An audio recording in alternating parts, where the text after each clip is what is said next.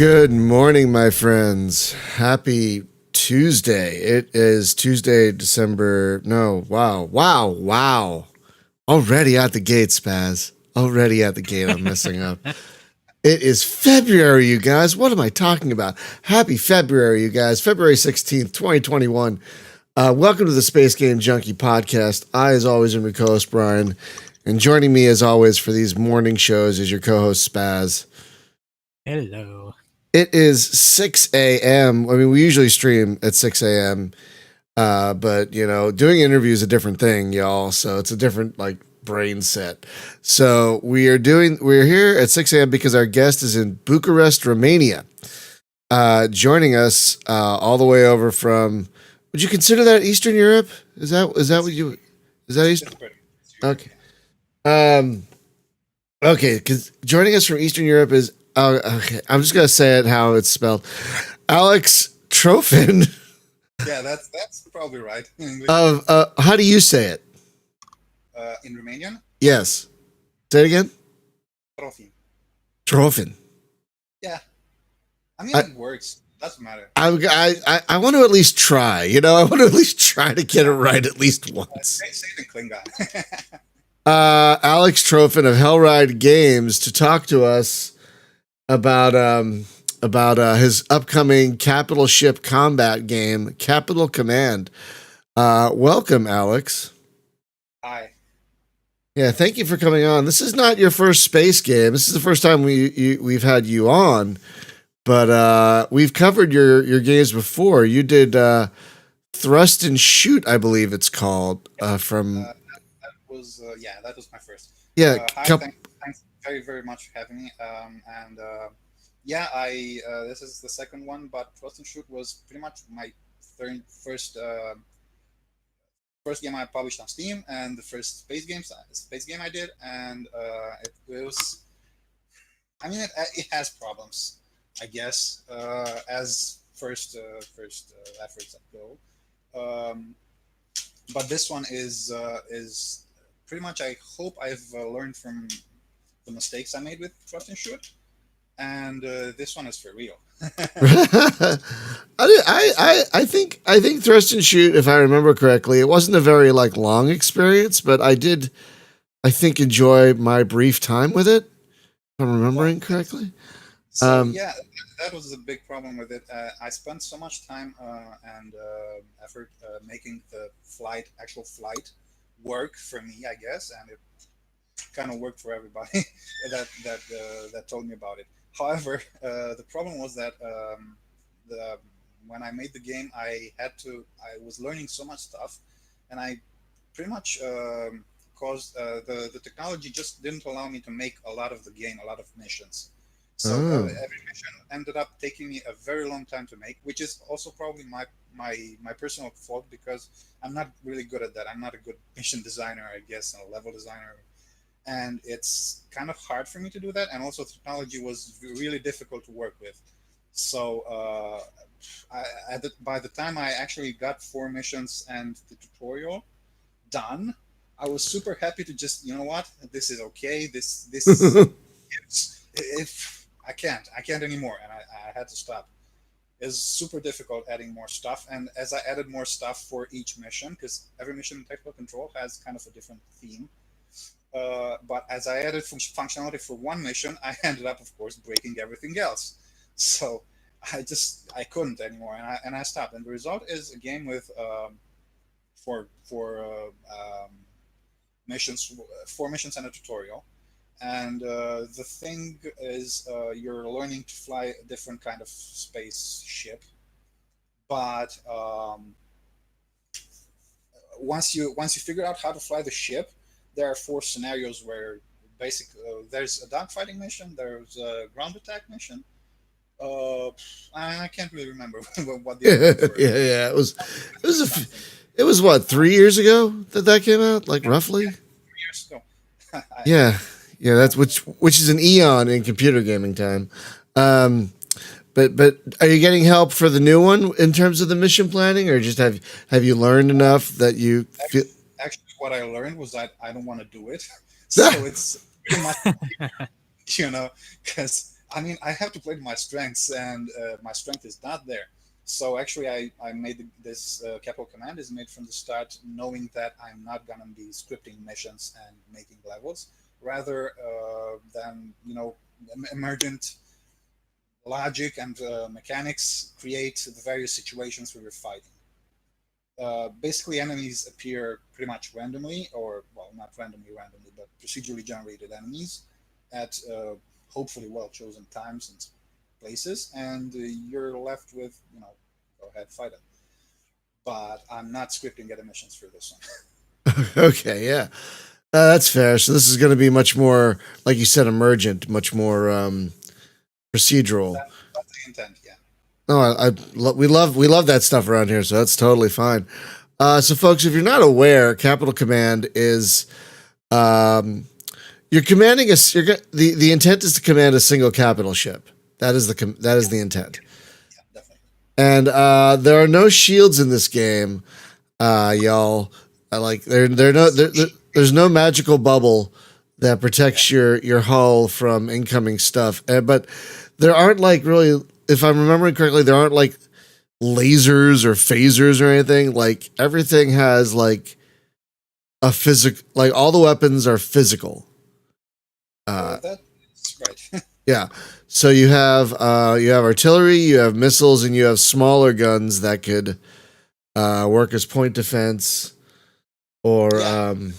As like kind of a close range kind of take out a turret on this close ship, you know. Um, and it's really kind of fascinating. I don't know if you'll see on the video. We got a demo, kind of a early demo of the game. Because you can kill enemies at will if you want or add them. But I mean, yeah, it's a flight demo if anything. There's absolutely no campaign element involved. You're Right. just flying around and you can spawn enemies and fight with them. Right. And so I had a fun like 15 20 minute battle where I was doing pretty well, and then I spawned a couple extra enemies.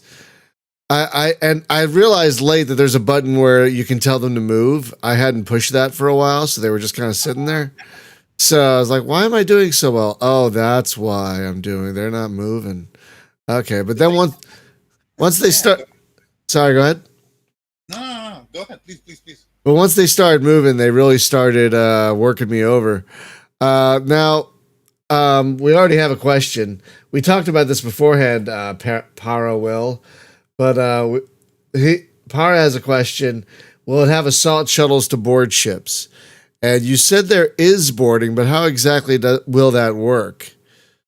Okay, so in this game, the enemies are actually the story is that they are AI controlled.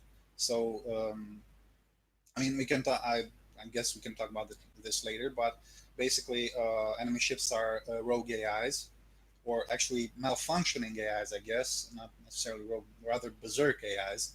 That are going around killing stuff, and you're there to stop them. You're there to protect a space station full of civilians. Basically, this is the campaign, and you're stopping them from from taking out that station and from killing all the civilians. So the point is, it's currently you're gonna capture them. In that, you're gonna disable the AI, and then you're gonna hack the AI by downloading the virus into it. So in game, what actually happens is after you get a lucky shot that shuts him down for a few minutes, you have to get near him, stay near him for, I guess, 60 seconds or something, while a progress bar fills, and at that point he's neutralized and he's effectively your ally. So you're not actually sending assault shuttles and boarding things as much as shutting down the computer and then getting near enough to subdue the ship, uh, pretty much, I guess, by remote. Okay, and then once you subdue it, the AI is going to fight on your side. Or at least he's no longer shooting at you. All And right. once you neutralize the ship, you can also transfer yourself, as in take control of the ship and fly that from then on. Right, and that is the intended way to upgrade from the what do you start as a Corvette, I think you were saying?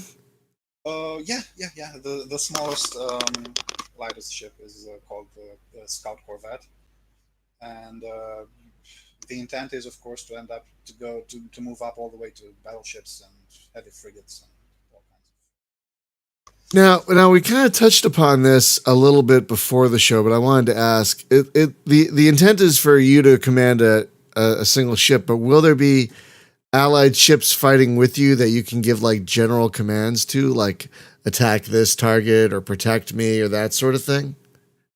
Well, I really, I kind of wish for that, but I have a big problem that I don't want to turn the game into an RTS. So Uh, I really want to focus on flying one ship well. And if you've got multiple ships, you're less of a captain and more of an admiral. And just like in real life, the admiral doesn't also command a ship, right. and uh, like in real life fleets, I mean naval fleets, there's the admiral who gives everybody orders and then watches the action unfold while actually the captain fights his ship, and actually there's another crew member who actually drives the ship, right? So it's three totally different roles, and I'm not sure I can. I mean, if you're one of them, then the others need to be simplified. You Right. know, Right, like and I was thinking just like general commands, like not like an RTS, but thinking just like if you have if you have a ship fighting with you, you can just give them like a protect me or attack enemy command, and that was it. You know, like just keep Or it, retreat. If yeah, the or case may be. retreat, yeah, that kind of thing. Yeah, exactly. or come over and bail me out because I'm getting pounded. Yeah, Yeah, yeah, I might. I might.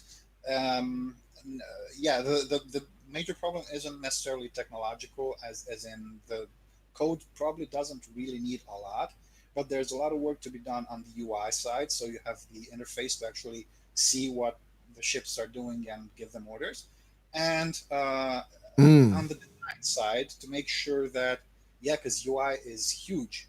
If it wasn't for user interface, this game would have been done like a year ago, I guess, or something. that's true. Uh, Yeah, It's a really good UI, by the way. it's a I very good really UI. enjoy that UI. Yes, wow, yes, thanks. Wow. it it tells you Also, so much at a glance, which is really nice. Like, oh, this is damaged and that is damaged and this is where they are and whatnot. Yeah. Oh, and this is about to fire and so there's a lot going on in the UI that is very very good. I agree. okay, cool. Wow, this is so encouraging for me. But I mean, give me the really useful stuff. What did you hate about it? I hate about it. Is there Nothing anything that. you like? I mean, come on. Well, I didn't. I guess like since it was a very bare demo with no tutorial, I didn't know what all the buttons did. So like Okay. I had to figure a few things out, but like I figured enough out quickly enough that I was able to survive for a little while at least. But like Yeah, I wasn't sure how to like is there a way, for example, like the entire time I was playing, I could only look at my own ship. Is there like I didn't know if there were any view commands. Like, can I view the ship I have targeted and see what kind of damage they're taking? I couldn't find anything like that. you mean Um, move the camera and move the camera as in focus the camera on the other ship? Or yeah, exactly. I couldn't find anything like that. I don't know if that's in there or not, but I couldn't find it. I pushed like what, like usually in a lot of games, it's the function keys that do that. And so I pushed like one or two function keys, and it's like, oh, everything's shut down now. I'm like, no. no, the function keys are supposed to switch ammo. Yeah, Actually, that's what I did, and I didn't want to do that. I was like, no, go back to. they, yeah, okay. Yeah, I was not prepared for that, so I was like, oh god, no, I'm doing okay with what I had set. No, stop. But I don't know. what? Go ahead.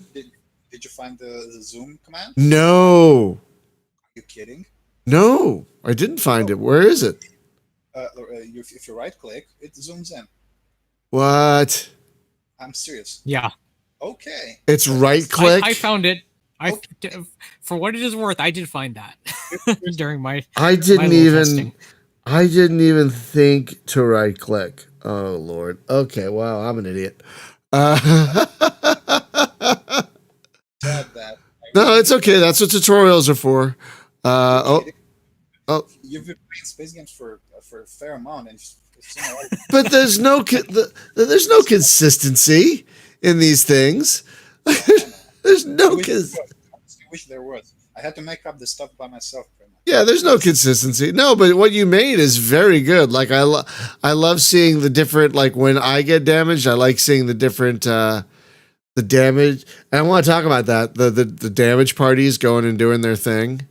I really like how damage is modeled in this game, like individual systems. this is one of my pet peeves with a lot of games that basically when you get hit, it's just a number drops, and when the number reaches zero, goodbye, you're dead. But if you're at 1 HP, you still got full function. This is not how stuff works. That's true. No, I Bridge is on fire. We're okay. yeah, yeah, we can still keep shooting as much as possible because our ship is on fire. It's fine. This is fine. Uh, but no, I like how one you could see the damage to the other ships, and I love watching that. Like, I love watching the damage increase on the ship you're hitting. I really love that. But like, it's also fun. Fun to see your ship get damaged, and then you see like the damage control part is like, oh, your magazine will be ready in a minute. It's like, oh god, this is going to be the longest minute in the world. Yeah, it sucks when the magazine goes. Yeah, this is going to be the worst minute of my life. But I really like how individual systems can get damaged, and they can have different degrees of damage, so they take a longer or short amount of time to repair, and Yeah, then actually, I had one iteration. I don't know how long time ago, where actually you had the systems each with their own little health bars, and when that health bar reaches, it's normally full, and when it reaches zero, you lose the system for good. And that felt, I mean, it worked in that you lost stuff and you actually cared about getting hit because you didn't want to get hit because you'd lose your guns and stuff. But on the other hand, it felt so bad because sometimes you get real unlucky and bad guys shoot like six shells, and three of them get intercepted, and the other three hit the exact same thing. And goodbye, you've lost a turret for good. There was nothing you can do about it. And that's not. I mean, it's realistic, I guess, but in a game, yeah, it's Yeah. we're playing a game, you know. Sorry if y'all did you guys hear that? Did you hear that noise? Did you guys hear that? Yeah. Okay. Okay, because my battery decided to do a self test right then, and then just loudly told me about it. Uh, Thanks, battery. Sorry, I was like, oh my god, what the hell was that? Um, no, I appreciate that it's a game first and foremost, and so like things most of can't. them. Go ahead. Yeah, it's supposed, and one of the things I kind of hope to like about it, and one of the things that I wanted to do about it is that the whole campaign takes place pretty much what's the term, without any loading screens in it. So if you lose a part of the ship for good, how are you gonna get it back? Because it's not like you're gonna get out of the mission and the ship magically repairs itself. When you take damage, when stuff breaks, you well the systems that break, you're gonna fix yourself, and with damage control parties, or just let the crew fix them. But which takes longer. I guess that's the thing. But if you take hull damage, you actually have to return to the station that you're defending, and the station helps you by fixing your ship. Um, Whereas if you totally completely lose a part of your ship, like um, I while doing this game, I read up on naval battles in history, especially the biggest inspiration is World War One, like Battle of Jutland, with all the battleships shooting each other with giant guns and stuff. Mm. So um, at Jutland, it did happen that ships lost functionality to systems completely, as in shell hits the battery and battery goes boom and stops working for good. But far more often, what happened was there was lucky shots were few and far between. Mostly, it's just this turret is disabled because its engine broke, but people are rushing in and fixing it, and it's gonna get back online. And this is far more what I think is fun in a game where stuff doesn't just disappear. You have a chance to bounce back as long as you can like um, get out of the bad situation you were and probably you're in that bad situation for a good reason. But you're in a bad situation, you got hit, and you lost functionalities. Well, if you can get out of that bad situation and stay kind of safe for a while, you're gonna get back to full functionality on all systems. What you will not get back is, of course, the hull, but the hull gets repaired. So that's so yeah. I mean,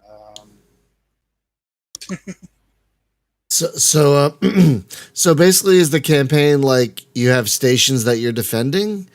Like, that, so um, I'm not. I'm kind of hesitant to talk about it in very much detail because this is actually what I'm working on right now, okay, that's and fine. might, might change based on. You could totally keep it general. That's fine.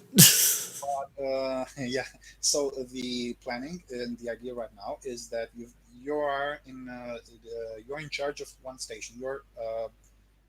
You start the game as the garrison for one space station, and the whole campaign happens, I guess, near the station. Although I mean, if you want to call near a few thousand kilometers of space, but you're pretty much sticking around that station and always intercepting enemies that move in to attack it. That's your primary job, to keep the station safe.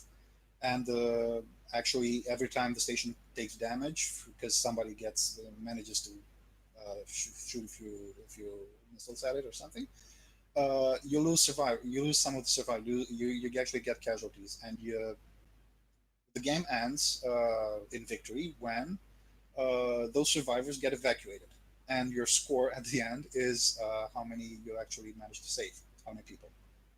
So you've got this one station that you're gonna protect, and your secondary, I guess, objectives are to escort more refugees who come to that station seeking your protection from different parts of the solar system.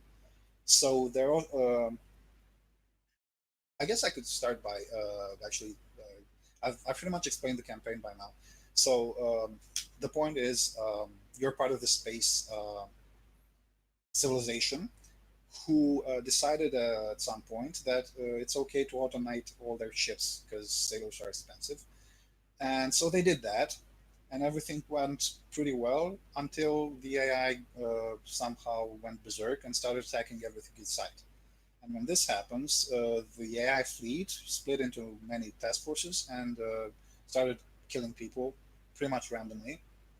And when this happens, you are one of the few remaining ships under human control, and you are sent pretty much to backwater somewhere um, to this station to pretty much do garrison duty and stuff and stay out of the way. And suddenly now you are the only thing that can keep the station and the people in it alive. And as the crisis progresses, other survivors manage to flee the AI ships and come seeking refuge on your station, increasing the number of survivors you have to keep alive, or well, that you want to keep alive. And in the end, everybody gets evacuated, and then you can jump away and go home and see the victory screen. So this is the campaign. I do not know where I was going with that. No, it's fine. That's a good general description of the Oh, you campaign. if you had multiple stations, no, it's just the one. No, that sounds like more than enough to handle. Yeah, yeah, that's the plan. It should be. There was this one. So a big source of inspiration for me was Battlestar Galactica, except for Hmm. the fighters. but especially the first season of Galactica was all about this atmosphere of tension and not knowing where bad things were gonna come from next. And the Galacticas pretty much just trying to keep stuff together and not let too many poor innocent civilians get killed. And this is what I want you to feel in this. Oh, I submit that one episode 33 is one of the finest Yes. one of the finest episodes of anything ever made. That's kind of the sad thing about Battlestar Galactica. It like started from that episode and it was kind of all downhill from there. Maybe that third season started going downhill. Oh God, yeah. Like right after they left New Caprica is when I feel it was like they should have just ended it there. Why would they lose Pegasus? I mean, why would they do? Oh, I'm still sad about that. It was a great scene, but I was like, oh no, that sucks. Yeah, it was great TV. It's great TV, but I love the Pegasus. Yeah, the Pegasus was great. God, But I can totally see the inspiration for Galactica in this with all the flak and all the incoming artillery and so nice. And it looks great too, by the way. It looks just really kinetic, which is great. The other one it reminds me of, I was going to say, is The Expanse. I did not watch The Expanse. I read the books, but I didn't watch the show. The show, if you like the books, you'll like the show. The only downside with the show is that if you've read the books, the first 5 or 6 episodes are kind of like world building for people who haven't read the books. Oh, okay. And you're watching like, just come on, just okay, I get it, just come on. But once it starts to get going, you're like, oh, all right, they were setting that up for people who haven't read the books. Okay.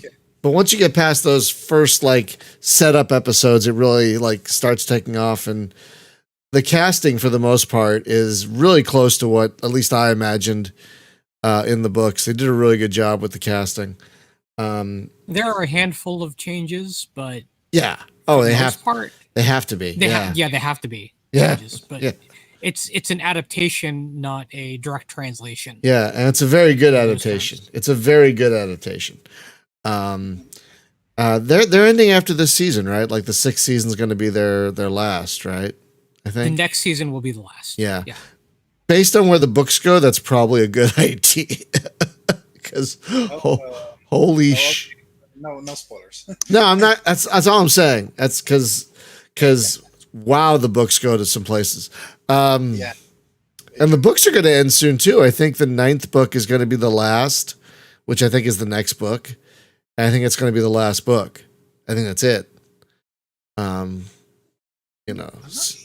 I might. Just on that note, I will add that it's a good thing that it is an adaptation and not a direct translation, because even for those who have read the books, there will be surprises because Yeah. some things aren't exactly the same. Exactly. So that is nice. It's a great show. I had to get caught up on it. I stalled out in the 4th season because it's based on my least favorite book. Season 5 was great. Yeah. I'll say that much. I gotta get caught up. I gotta get caught up. So we have a couple questions from the chat. First off, is there gonna be for your ship? Is there gonna be any kind of crew management, or experience, or casualty tracking, or anything like that for your ship? I'm not planning that right now. If anything, so if I feel it is, if I feel I need another counter for stuff, crew will be like you have 200 crew on the ship. Now you took damage and you only have 180. Maybe I'll do that, but I'm not planning to have like individual officers with maybe skill trees or stuff like that. No, that's way too much, way out of scope. It would be a little disconcerting if you have to refill your crew from the refugees, because you said that press gangs from your ship, like in the days of sail where they'd like just rustle up some guys from the street. You're coming on our boat now. Wait, what? I just got married. Oh well. and some of the people who they would impress onto the ships were already sailors on other ships. They just happened to be in port at the time. Congratulations. Wait, you just got off that ship? We could use you on this one. Come on, wait a minute. And again, I'm going to go with the ultimate argument that they did it on Galactica, so it's got to be valid. But That's true. That is not an accurate. they recruited from the fleet, and so I might, it's not a bad idea. Maybe you'll have something like on the station, you'll have a training simulators and things who convert some people from the refugee. I mean, take the most promising ones that become actual useful crew members. Because I mean, these ships are the point is there are no deck swabs and stokers who shovel coal into the engines. Right. Everything is pretty much highly automated, but you still need people to fix stuff and to make sure everything works properly. But they're far more like highly trained specialists and technical technicians than actually just people with big muscles who shovel coal. Right. The other question we currently have in the chat is this using a Newtonian flight model? It felt like it was when I was playing it. So, it's totally Newtonian, and it's Newtonian with no speed limits, which I'm very proud of. Yeah, it was pretty much forgive my expression, a bitch to implement, but playing a space game with speed limits it just doesn't feel right for me. I know it's If you think about it, it is weird, isn't it?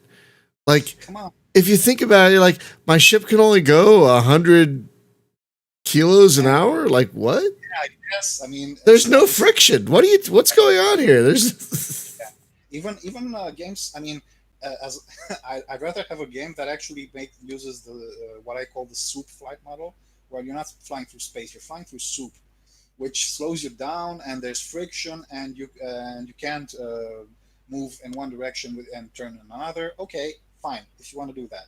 But if you're gonna let me be Newtonian, let me go as fast as I want. The only game I know who did that was iWar. iWar 2 I played a lot of when I was a while ago. Uh, yeah, it's a long time ago. So yeah, but I think it. iWar, if you shut down the nav assist or stuff, you could go as fast as you wanted. That's And of true. course, That's this true. resulted in going straight through, zooming through an enemy formation at super high speed and not getting to fire at anybody. But I mean, you could. You could if you wanted to. On the opposite end, I don't know if you ever played Jump Gate, but like that was like a semi-Newtonian model, but it had drag. But like they claimed that the galactic disaster that put you into where you are now in the game, like added particles to space that actually caused drag. Right. You So know, it's kind of sea space stuff. yeah. So that's like the only game I can think of that actually kind of explained a speed limit of sorts. Yeah, yeah. Those who take the time to actually explain it. But every other game, it's like, wait, why can I only go this fast? I mean, I get why it's a game thing, but like in reality, it's like, no, I should be able to just, it's space for God's sakes. But like, you also like again going back to that whole game argument, like it's a game at the same time. Sure, of course, absolutely. That you need to pick your battles when making a game. You can't some stuff you just got to abstract away. You got to focus on what you want the game to be about, and the rest of the things are secondary. And if you feel they're getting in the way, you just abstract away the bastards. No, I love it. Now, one thing I really did appreciate when a ship blew up, it left pieces of things everywhere. That was. Bump into the pieces and get really hurt by them. Actually, Oh, really? I was about to ask. That was one of the questions I had about that. The other question I had about that is there going to be like some kind of salvage mechanic because of all these pieces left behind? absolutely. That's what I was gonna say. Yeah. So what happens is, yeah, you salvage the pieces of ships, and they get added to your resource stash, and then the resources are what the station uses to repair your ship and to unlock upgrades for it. Nice. That's So good to know. so that's good to know. I was wondering about that because like one ship, I think when it blew up, left what looked like 50 to 100 pieces I of mean, that's debris. much. That's probably too much, but I mean, they're It, gonna it's it probably wasn't that much. It just felt like wow, that's a lot of stuff. Like because a lot of games when a ship blows up, it's like just kind of like most games when something dies or something, it just kind of fades away. You know, exactly. like oh, it just disappears. You know, Yeah. but here it's like oh, that ship had stuff on it and it's all floating about now. I love Yeah, sure. Hey, maybe there's more missiles in that wreckage we can salvage. That's one thing that I'm not sure I wanna add. So right now, the thinking is you go to the wreck and you salvage it via. Actually, it's just you won't see something that flies from your ship and picks up the stuff and brings it back or anything. It's just a progress bar, Mhm. basically. But anyway, you fly next to the wreck and you fill the progress bar and you get some resources, which is the generic name, and that's it. You don't get actually working stuff out of that cataclysm, I guess. Oh, so you're Uh, basically like getting metal, basically, yeah, You're or getting like scrap. yeah, yeah, scrap that you can turn into something back at base, whether it's fixing your ship that's or the current idea. Yeah, okay, uh, but what about upgrades? Like do they come from like scanning enemy ships and like, oh, uh, they have a new turret and like how does the upgrade thing work? I'm actually thinking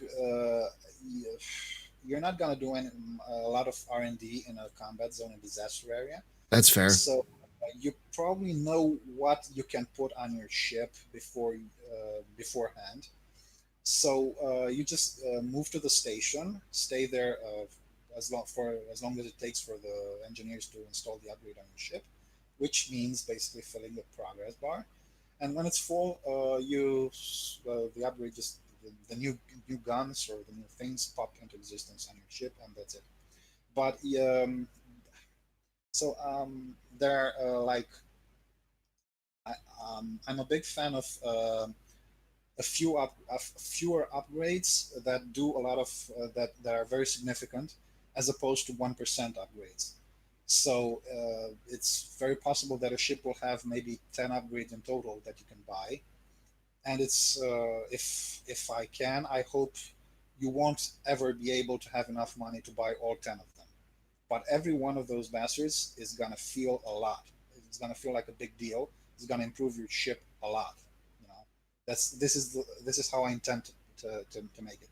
But every the list of upgrades is pretty much determined by me when I'm designing the ship, and those are that's it. That's what can happen to the ship as far as upgrades are concerned. You won't have like I found this gun in the wreckage and I want to stick it on the front of my ship. Now I'm gonna have a new gun. That's not how it works. I don't really think that's how machinery actually works in the real world. Although I'm not very experienced in that. I'm just going by what I read and stuff. But usually to install something in a ship, uh, as in a naval ship or maybe in a tank or any piece of machinery, Oh, it's that's not months. It's months. sticks into other stuff. Yeah, exactly. Everything has to work together. Everything has to not screw something else up that's already been installed. It's complicated, I guess. I think, and that's pretty much the feeling I want to go with in this game. That you're actually, I'm trying to keep it believable as much as possible. Well, no, that's fair. Like there are a lot of space games, and I say this with love. A lot of space games involve a decent amount of magic. You Yeah, know, where it's like, oh look, here's a new gun. I'm just gonna slap that on there. You know, oh, instantly done. It's like, I mean, maybe sure, maybe in 1,000 years it'll be like magic. I don't know, but like, I get what you're saying. Where it's like, oh yeah, you can't just slap on a new turret on a big ship like this. That's got to take months of work, and you don't have the time because you got incoming. You know, you gotta. exactly. And so and so one thing I wanted to ask, because speaking of incoming, is like you were saying in the campaign, it's not just enemies that are incoming, but you're gonna have like friendly convoys Convoy. coming through your space as well. Yeah. Because I noticed it's funny you bring up iWar. I noticed a couple of autopilot settings that you have that are like straight out of iWar, which are like what like there's the match, there's the rendezvous one, Hmm. and the formation one. I think you have, which are I th- Um, I don't remember actually what was in the build I sent you, because that was already like a month ago or something, and I stuff changes right, recently. but I'm But pretty sure those two were in there, and I'm like, wow, this is like iWar. This is very much like iWar because you had those autopilot modes in that game too. obviously, I played the hell out of Firewall, Yeah. definitely. Oh Uh, man.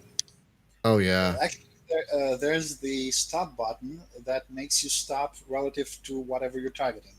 So, basically, so if something is moving at 10 kilometers per second in a direction, and I stop relative to that thing, I will also be moving 10 kilometers per second in that direction. I'm stopping Oh, you're not whatever. stopping. You're stopping. Or if you don't select anything, you're stopping relative to the station, which is basically the background gravitational, the default speed, which is for that position in space. So that's stopping, as in your zero velocity relative to everything else in the universe, or your relative, or you can go to relative stop relative to certain enemy, and then you're not moving, you're not changing your distance and position relative to that guy. But if that guy is moving in a direction, you're also moving. You're not moving relative to him, moving to relative to everything else. That's just the way it works. Right. It's kind of it's weird to explain this stuff because I'm hoping to for players to realize this without actually thinking about it too much. It should feel obvious, and if it doesn't, I don't know what I'm gonna do. I'm gonna figure out something. I'd say it mostly felt obvious. I mean, yeah, it needs a tutorial clearly, but I mean, like I said earlier, it did not take too long to figure out enough to get going. Um, That's be- the purpose. Yeah. because again, you have a great UI. Now, I did want to talk about the different weapons in the game because there are basically what three main weapon systems, if I recall correctly. There's the artillery thing, which is your main batteries, and Hmm. then you have smaller turrets, and then you have missiles. And it sounds like I didn't really play with this, but it sounds like there are different types of ammo as well. Yeah. Oh yeah. Sure. So the main battery is the biggest guns, which are pretty much your tool for killing other ships. That's what they're supposed to do. That's what they're optimized for. And then there you have you also have smaller guns, which are much easier to install on a ship. So you're gonna have a lot of them grouped into a few batteries. So if I'm remembering correctly, the battle cruiser has four main battery turrets, pretty much on its back, that can cover a huge half sphere of space, I guess. And then you're gonna have three secondary batteries, one forward and two on the back. So you use the secondaries to defend against enemy ammo. Basically, those are point defense um,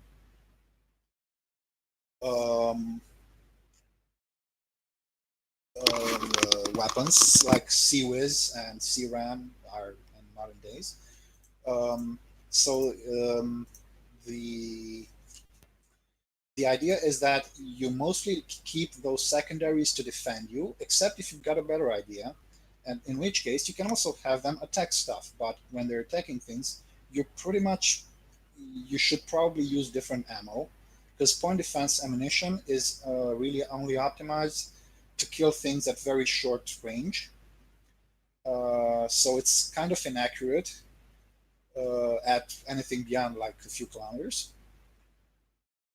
But the thing is, you can also load other kinds of ammo that can actually hurt ships somewhat, and you can use those. They're not going to be the same as the heavy artillery. They're not going to be as effective, but there's more of them, and they're kind of useful to at least maybe shut up one of his guns, I guess, or maybe disable an engine if you're lucky. It can help, but it's your call as the captain whether you want to leave yourself defenseless by doing this. Because when you're switching to the actual heavier, still secondary ammunition, but heavier ammo, that one is less useful for actually defending you, for actually shooting down enemy ordnance. So it's trade off. Um, the main battery also has so there's also has multiple ammo types. So there's the default option that kind of deals good damage at good range with good accuracy. But if you're in a certain situation, you can switch to say high velocity rounds, which are much lighter, but they travel much faster. So therefore, the enemy point defense has less time to shoot them down. So they're more likely to hit, but they'll do less damage. It's a trade-off. You have to think about this thing as the captain. Um, and the same thing applies to missiles, which are, of course, uh, a different, completely different system in that they have 100% accuracy. So if you shoot a missile at a point on the enemy, it's gonna hit that point on the enemy, for sure. However, it may get shot down along the way, of course, because it's a physical object, and you never have enough missiles, and you want to keep a few in reserve just in case the bad guys shoot missiles at you, because missiles are very good at catching other missiles. So and also there are multiple types. So uh, I've been pretty much inspired by what the U.S. Navy currently does. Pretty much most navies, they install these vertical launch systems on their ships, and these are basically big tubes that they put on the deck of the ship, and you can put many types of missiles in that tube. And even if the missiles are smaller, you can put multiple missiles in the same tube. And this is also what happens here. So you might opt to have one silo use light missiles. In my game, currently called light missiles, and they go four in each tube. And they're short range. They're not very powerful, but they're good at shooting down other missiles and preventing them from hitting you. Or on the other end are actually nuclear missiles, which are very slow to reload and very expensive, but they pack an absolute crap ton of damage if you can get them on the enemy. That's calculated risk. Whenever you launch a nuke, you're gonna do all you can to make sure nobody shoots it down en route. But when it hits something, it probably messes it up. So yeah, multiple ammo types, and also I was gonna actually add a devlog with details about this, but I might as well go ahead now. There are also canister ammunition. So basically, cannon shells that when they reach the target, when they're approaching into their point defense range, the shell breaks up into a lot of smaller shells, which are pretty unlikely to get shot down. And the result is a shower of little explosions on his hull. Most are probably Oh, harmless, but maybe one or two mess up something. oh, that sounds great. And That so sounds great. I love you like it.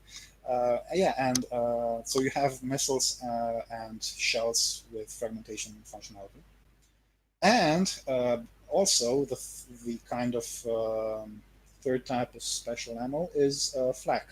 So you can use your secondary batteries. You can use a secondary battery if you want. Tell it to put up a flak screen between you and an enemy, and at that point, it's gonna start shooting pretty much randomly uh, uh, explosive charges towards that guy, and the result is and those explosive charges blow up pretty much near your ship. The result is a wall of explosions between you and that guy, which hopefully intercepts a lot of what he's shooting at you, Ooh. maybe even all of it. But the downside, of course, is that you can't keep this up for very long because you run out of ammo and stuff. I mean, it's gonna have to be balanced, uh, and it's gonna be a lot of fun. But I guess the balancing part. But yeah, you can also shoot flak, and I'm also maybe gonna add flak functionality to the main battery, in that you're shooting canister shells that actually blow up at the enemy ship and create a flag screen in front of him. preventing him from shooting anybody else, which would probably help when he's approaching and attacking the station. You just fill the space up around him with flak and keep him contained until you get there. Then actually shoot him down. So. Now, when you mention flak, are there going to be fighters? They don't have to be, but like, are there going to be any kind of fighters? Okay, just the that's fine. That's fine. Just the big ships. That's fine. But when I hear flak, I think fighters. I think fighters. I think bombers. That sort of thing. Yeah. Or even just defensive drones you can deploy. You put those out, for Yes. example, sit in an area, sit in the same area, and then have them act as flak screen. Well, I mean, those are fighters essentially. What's the difference? True. Right? Well, in that you wouldn't be able to use them directly offensively. You'd be able to use them defensively only. And they'd be short range. Okay. I guess. So, about fighters. This game actually went through several iterations, and one of them was a battle carrier game. So you were flying this carrier, but you could also fly these little fighters that you launch from the carrier. And yeah, the thing is, it's the UI is the major problem here. So if you're gonna fly if I'm gonna do that, then I really need something like a radar, a 3D radar, where I can see my fighters, see where they are, see where the enemy is, and coordinate everything. I need the CIC. Yeah, you need a Dratus. Yeah, that's exactly what you need. Yeah, no, I mean Galactica's Dratus. I think I don't know how they could actually fly the ship with that thing. I looked a lot, watched Galactica again and again. I'm trying to understand what they see in that thing, because I don't really understand. I mean, of course, it's a TV show, it's cool, but I don't know how you could actually. Yeah, I don't know. It's a big problem, and it's a problem I haven't actually cracked. I need to work on this, and if I manage to, the next game will probably be Capital Command Battle Carrier. But Oh. I hope no promises, no nothing. I'd love to make that. But first, let me nail battleships, and then we can go to carriers. And No, totally fair. Totally fair. It's just when you bring up flak, fighters and like bombers are the first thing that comes to mind. But I could see also the use of flak in a larger like battleship situation. No, that totally makes sense. Yes, missiles. I mean, missiles are the fighters of this game. That's true, and they don't miss, which is why you need some to defend against them. I just realized that. Why are they called missiles when they can't miss? Never mind. That's a good question. So you keep bringing up the UI, and I do want to talk about that because you seem to have put a lot of work into this UI. Like, how many iterations have you gone through? I don't know. It's never ending. I've got this file that pretty much handles a lot of the UI logic, and it's like 10,000 lines long already. And oh my gosh, Jesus, yeah, it's giant. But I mean, I try to keep it understandable for me, and it's a very interesting challenge technically as a programmer, because I'm pretty much my job, my training is as a programmer, and making this project is wow, it's a challenge. Keeping everything simple enough so that half a year later I can look at a piece of code and pretty much kind of understand what's happening there. Yeah, but the UI in this game is nothing like it started, of course. I guess maybe 5 or 6 pretty much different, um, as in ground up, from the ground up rebuilds of the whole thing. I guess, I'm not sure, because it's very much like the what was it called? Every component, every part of it changed multiple times. I have to say. But the main thing I wanted to achieve with this UI was that I didn't want any other screens So when you're fighting a battle, I don't want you to have to switch to a different screen to watch Oh, damage control, right? Or switch to a different screen to switch ammo on your guns or to give. I want everything to stay in one screen, and it took some doing, obviously, but I think I kind of got that. oh, I agree. Yeah, things pop up when you need them, and then they go away when they don't in the like Yeah. main areas of the UI. So Right. it's a very dynamic UI, which is really great, especially for a game like this where the situation can change in a second. You know, so Right. it's really handy, and I like how the UI like we talked about this a little bit before the show. Like it enables direct control if you want it, but if you don't, you can just give like attack that and just go and just like manage the other systems. You still have to shoot the guns at all. Right. I mean, you can tell it to go towards take an attack trajectory on a target, but it's you who has to actually issue the fire commands. Right. Like I noticed that even when I told it to attack, I still had to click the target with my like targeting reticle, and then the batteries would start firing at that target. Actually, there's this toggle. I don't know if you saw it. Um, right next to the ammo selection buttons is a toggle called direct control, if I remember well what the label was at that point. So if you click that and you turn it off, you can just click a point on the enemy ship, and the battery that you've selected will keep shooting that point while it has ammo. Oh, I had fire at will on the entire time. Fire at will. That's what I was talking about. Yeah. If you turn it off, yeah, that's the thing. Yeah. Okay. Yeah, you can do the same thing for the main battery too. So you can go for select the main battery, turn off fire at will, turn on fire at will. If I think there was fire at will for the main battery. Anyway, there will be if there wasn't.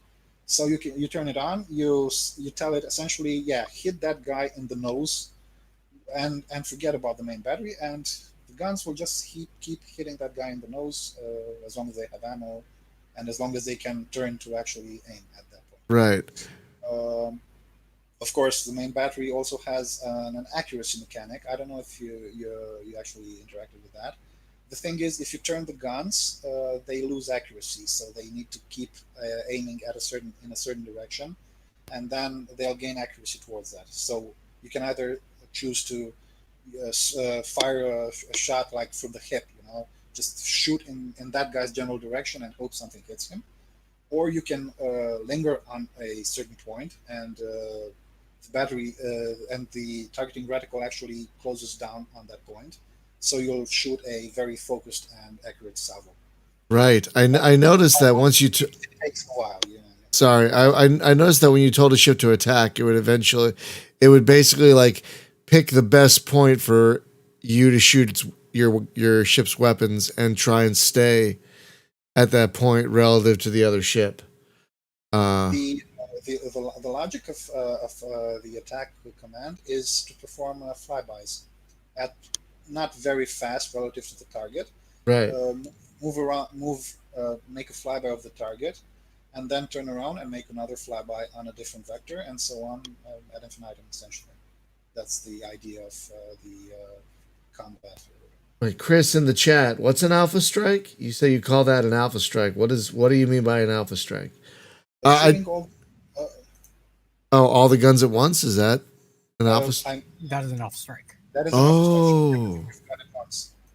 Oh, okay. Kind of like that. There's that command in Starfleet Command where it's like just shoot everything. Well, mm-hmm.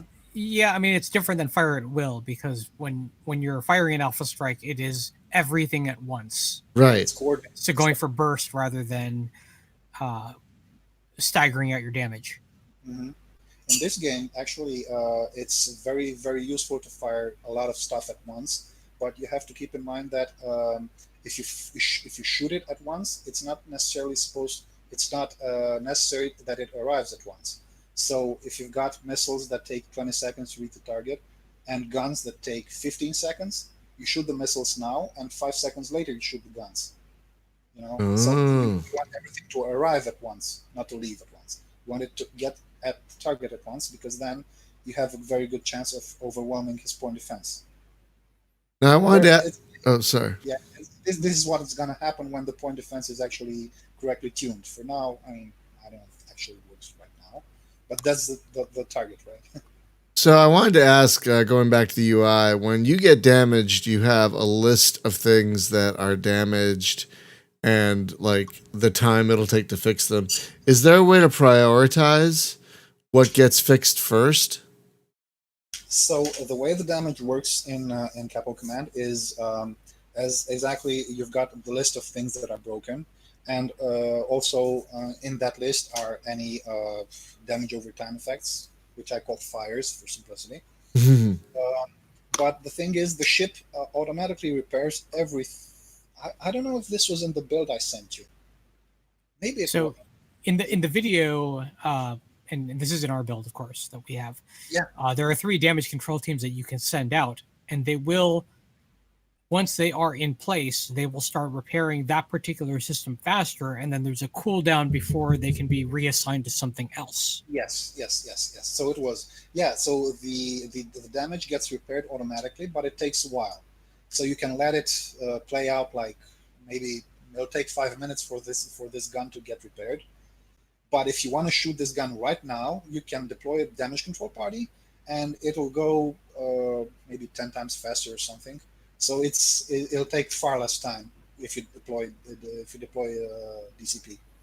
Oh, I Of see. So course, you have very few DCPs, which is oh, I see. So the crew will try and fix a thing, but if you yeah, deploy a damage control party to a specific thing, which you have control over, yes, that's oh, okay. I did not Yeah, they'll do it realize. faster, but then there is a long cooldown before you can send that party out again. Oh boy. So you have to weigh whether or not it's worth sending out a team that you may not have available for a more critically damaged system. Oh man. that's the idea. Yeah. So much risk reward in this game. I mean, that's how it should be. That's It's a so, good thing. that's It's a that's very totally good how it should be. It's it's That's it's it's so rough watching enemy fire come into your ship. It's like, oh god, and all these little fires are popping out on your hull. It's like, oh, And it's but also when you take down somebody's point of defense, and you just hit him again and again with the main battery, and his whole hull looks like a Christmas tree. It's lit up with fire and damage and sparks and everything. It makes me kind of sorry for the poor bastard. a little bit. They're no human. Fortunately, they're AI. They're AI, so nobody whatever. born. Yeah, exactly. There's not like you're hurting any people. But it's a beautiful ship. I mean, Right, of course. It's still Well, material. yeah, you do want to save the metal. yeah. Save the metal. You can use it. So right now the plan is to what? Hit early access, because right now your Steam page says Q2. Is that you're going to come out in early access in Q2 or But no early access for this one. oh, you're going to try and go straight to 1.0? Well, what is the difference? I mean, pretty much everything in early access is actually almost done. In my Well, experience, well, access. It depends. There are some it really that release depends. into very early alpha in early access. Very early. Yeah. Yeah. Yeah, there's some games that are like, wow, you should not have released this in early access. I really don't want that. So actually, this is one of the mistakes I made with Thrust and Shoot. The first game I released in early access, and it was a really unfinished state, and it had only one mission, and that wasn't even that much fun, and people didn't really like it all that much. No shit, because it was not done. It was the game wasn't what it was supposed to do, what it was supposed to be, and so now I'm totally put off by early access. I think if I'm gonna get somebody's money for something, it better be a damn good thing, you know. That's fair. I mean, That's fair. Yeah. we early access does have a use. It does have a place, but at the same time, if it's used right, early access can be great if it's used properly. But I think it's something more adequate for a certain type of game, and Mm, for bigger teams. So hmm. I am the whole dev team for this game. Me Right. and everybody who made the Unity engine. But so I really don't have time to babysit the community and look at what everybody's posting and make sure the build on early access is working properly, That's fair. because people have paid money for it, so they expect a product that works. That's it's fair. it's, it's Yeah. only Do you, fair. yeah. It's, Do you have people you're playtesting with? Do you have folks that are helping you? how do not? It's just me. And Oh, Well, may I suggest some people in our community? We have a lot of people who are experienced testers. yeah. Yeah. Yeah. Having people, as I'm learning with this other project I'm helping on, having actual dedicated playtesters can be a real boon because they will play the game differently than you do. oh And sure, so yeah, please, yeah, you should totally feel free to ask some folks in our community if they would mind helping, because like getting more eyes on a thing, even if you're not doing early access, just getting more eyes on a thing is nothing but helpful, really. Yeah, and you can definitely run a closed beta through Steam, That's true. pre-release beta, and Mhm. get more eyes on it, at least to get more feedback before you go to 1.0. Yeah. I I do intend to do that. Oh, good. uh, Once stuff is pretty much closer. Well, I'm currently working on the campaign as I have described it to you, because I actually started. I actually decided on this campaign concept maybe December last year. So pretty recently. Until then, I was planning something much bigger, which I tried to make, and it turned out that I don't have the resources to actually make this large open campaign, procedurally generated map, huge thing. So actually, at that point, I decided to go to this defend the station thing, which I think I'm not really sure there are very many games who are so focused on one thing, but I think it helps because you actually the hope for me is to develop a connection with that station. So you're keeping it alive, and in exchange, the station is repairing your ship and upgrading it. And I'm hoping to create a bond between you and that station, so that eventually, at the end of the game, when everybody evacuates and you leave, and the enemies actually arrive and blow it up eventually because you stop defending it, I'm hoping to be sorry for that thing, So my point is that I'm rambling. Sorry. It's uh, fine. my my point is that right now the campaign is very much a work in progress. But as soon as it's kind of where I hoped it is, I'm gonna start closed betas Oh, definitely. good. Okay, that sounds great. I don't know Um, how many and I don't know how, but yeah, that's certainly something I intend to do. well, again, folks, we already have, I believe, we already have someone, we already have Chris in the, we already have a couple people in the chat, Chris Oh and wow, Ruben, uh, looking to volunteer. So we already have some people in thank the you, YouTube chat. thank you very Uh, much. but yeah, so we're gonna, start wrapping up. But Okay, folks, again, folks, the game is Capital Command. It is currently on. You can't buy it yet on Steam, but it is on Steam for you to wish list. I put a link out here. Um, it is on Steam for you to wish list, and based on our time with it, it looks like it's really going to be a good time. I mean, I had just watching these ships pound each other was just a delight. You know, uh, this is why I really hope to add. I'm kind of hoping to add something to let you let ships fight each other, and you're just watching the fireworks. oh, Just that'd be chill. fun. That'd be fun. If you Yeah. can, also make a screensaver of that. Seriously, I've asked so many people that make Oh, games like this to make a screensaver of just a cap ship battle like this. Just I did not imagine. I did not think of that. I will. oh, that would be amazing. Oh, I would love a screen, just a screensaver of a random cap ship battle like this. Just a bunch of random ships. Oh, how great a screensaver would that be? Or a battle replay mode, if that Oh, would be possible. oh, that too. That'd be great too. Like, I'm sure you've seen Battlestar Galactica Deadlock, where they've got an amazing replay mode that like looks like the show. That's amazing. Yeah, it edits everything together, and then you can change camera modes and view from different. Yeah, it's very, very. Yeah, I agree, Chris. We need more games like this. There aren't enough cap ship games. There really aren't. So more games like this are great. So next week on the podcast, very exciting. We have gamers of a certain age may remember a company called SSG, Strategic Studies Group. They made things like Reach for the Stars, Warlords, Carriers at War, things like that. We're gonna have them on the show next week. I'm actually quite nervous about it because they're like gaming luminaries. That's like gaming royalty right there. And like we're having them on the show next week. It's like, oh my god. So that's gonna be at the normal time of no, SSI is a different company.